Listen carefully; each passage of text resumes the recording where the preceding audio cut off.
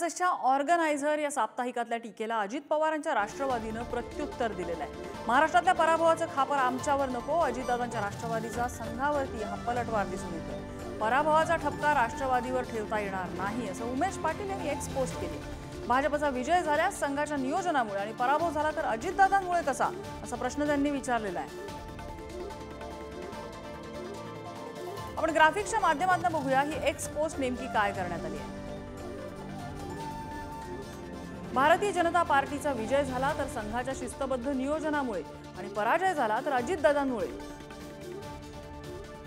महाराष्ट्राच्या जनतेचा रोष कुणावर आहे हे समजून घ्या।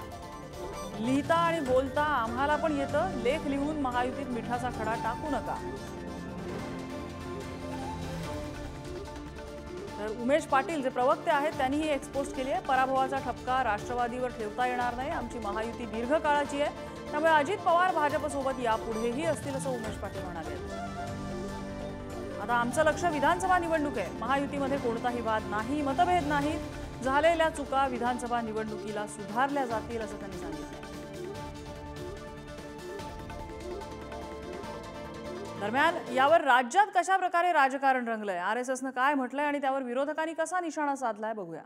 भाजपनं अजित पवारांना सोबत घेतलं ही खूप मोठी चूक भाजपची झाली असं म्हणता येईल, हो किंवा नाही? अजून पुढे बघू आपण, लोकांना पटलं नाही नक्की आहे म्हणून त्याप्रमाणे जर सांगितलं तर हे ठीक आहे, चूक आहे। तुम्ही कोणी मतदारांना विचारा की एकमेकाला मत ट्रान्सफर झाली का, ते कशी होणार जर तुम्ही एक कॉमन एजेंडा आणून कॉमन विचार आणून अगदी परखड असा विषय ठेवला की विकासासाठी महाराष्ट्र आम्ही काय करणार, मग एका वेळी लोक हे विसरतील।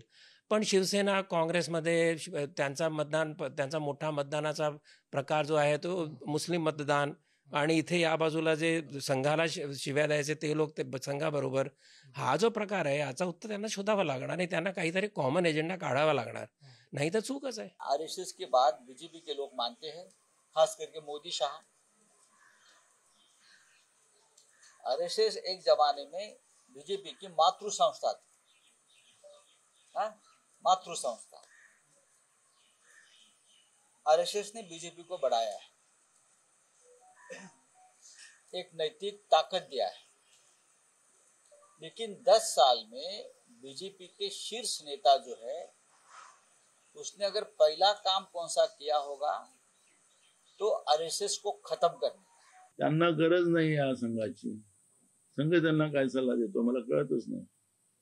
ज्यांना गरज नाही त्यांना हे फुकटाची सल्ला देत असेल तर संघानेच आपली व्यवस्था सुधारवली पाहिजे, एवढंच आमचं म्हणणं आहे। काय त्याला, कारण की देशाचे भाजपचे राष्ट्रीय अध्यक्ष जे पी नड्डांनी सांगितले आम्हाला गरजच नाही यांची, मग कशाचा सल्ला देतात?